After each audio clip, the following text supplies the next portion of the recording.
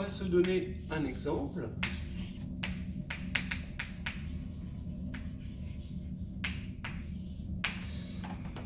Alors, les alpha i, donc on va prendre alpha 0, alpha 1, racine du polynôme x2 plus ax plus b. D'accord? Voilà, ce sont les deux racines de ce polynôme que j'ai pris unitaire, donc je l'ai écrit comme ça. Alors qu'est-ce qui va se passer? Ma matrice ici, elle va s'écrire S0, S1, S1, S2.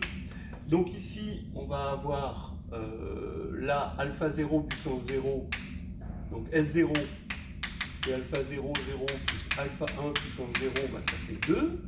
S1, c'est la fameuse somme des racines. Vous connaissez ça, la somme des racines, c'est moins 1 ici. Et S2, c'est alpha 0 carré plus alpha 1 carré. Et c'est égal à... donc, on peut tout écrire en fonction de la somme et du produit, parce que ça, après, on connaît. Et ici, c'est ça moins 2 fois alpha 0, alpha 1. Donc, c'est A carré, moins A carré, c'est A carré, moins 2 fois, donc ici, moins 2 fois B. Voilà. Donc, ce qui veut dire, à la fin, que S, c'est la matrice de moins A, A2, moins 2B. Voilà. Et maintenant, on peut analyser un petit peu cette chose et retrouver un petit peu les résultats de tout à l'heure. Effectivement, comme c'est une matrice, S va être une matrice, donc le polynôme, ici, il était réel, il était dans R2 de X, unitaire. S est une matrice, donc réelle. D'accord? Donc, on peut lui appliquer Sylvester, le critère de Sylvester. Et on sait que soit elle va être congrue à cette matrice-là, ou cette matrice-là, ou cette matrice-là, ou cette matrice-là, ou cette matrice-là, mais bon, certainement pas 0, d'accord? Bon, on peut mettre ou 0. Maintenant, on va éliminer les cas. À partir du moment où ici, on a un élément positif sur la diagonale, d'accord? Ça, c'est un élément de la forme quadratique, c'est-à-dire que la forme quadratique a au moins un élément positif. Donc, ça ne peut pas être ça, ça ne peut pas être ça, ça ne peut pas être ça. Mais il reste ces trois cas à étudier. Si vous avez pensé à ces trois cas, vous connaissez le trinôme, et vous savez qu'il y a trois cas dans le trinôme. D'accord? Et effectivement, c'est normal que Sylvester nous amène à ces trois cas-là. Qu'est-ce qui va nous différencier ces cas? Eh bien, on va prendre le déterminant. Ici, le déterminant, de toute façon, le déterminant, ça va être nul, c'est congru. Donc, si on a un déterminant nul, on aura un déterminant nul pour S. Donc 1, le cas 1, 0, 0, c'est si le déterminant de S est égal à 0. Alors, quand on fait le calcul du déterminant de S, on tombe sur 2A2 moins 4B et puis moins A2. Ça fait A2 moins 4B et on reconnaît le fameux discriminant, d'accord, du polynôme. Effectivement, on a vu que dans ce cas-là, on est en rang 1, et en fait, c'est qu'il n'y a qu'une seule racine, finalement, puisque le discriminant est nul, c'est ce qu'on avait vu tout à l'heure.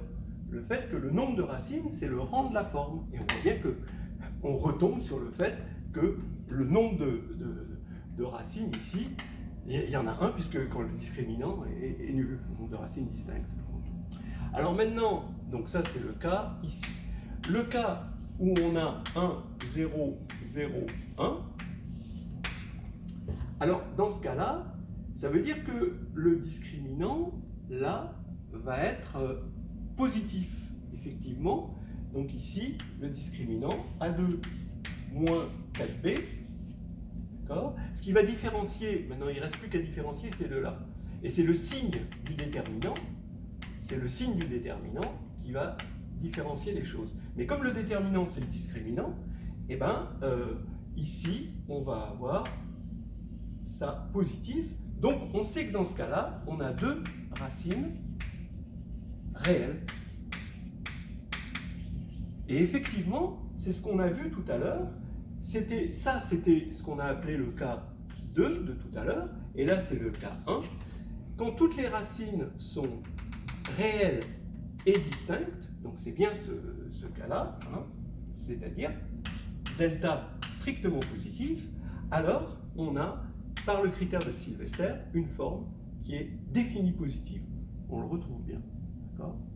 Donc, pour tous ceux qui ont les amoureux du trinôme au lycée, bah, ils voient le lien avec ce qu'on appelle ces formes-là, ce sont les formes de Hankel. Et enfin, le cas où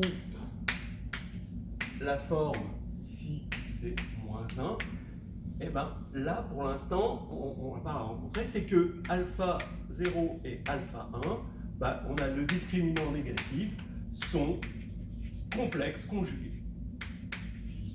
Complexes, distincts et conjugués. Donc on essaiera de généraliser hein, à tout polynôme, justement. Maintenant, on va faire le chemin inverse. D'accord ? On était parti de racines réelles. Maintenant, on va partir d'un polynôme ici, comme ceci, mais au lieu qu'il soit de degré 2, il va être de degré quelconque, tout en restant unitaire et réel. Et on va voir si cette forme est capable de nous raconter la tête de nos racines. C'est-à-dire si elles sont distinctes, si elles sont réelles, si elles sont imaginaires, combien il y en a, etc. Voilà.